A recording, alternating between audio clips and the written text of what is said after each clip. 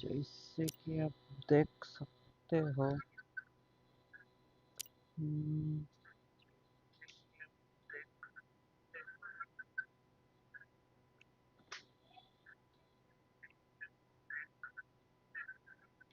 पूरी स्क्रीन क्यों नहीं आ रही यार?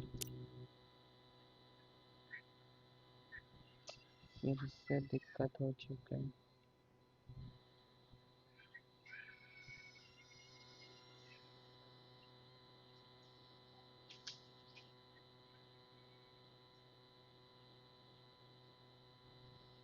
भाई इसको आज क्लियर करके रहूँगा।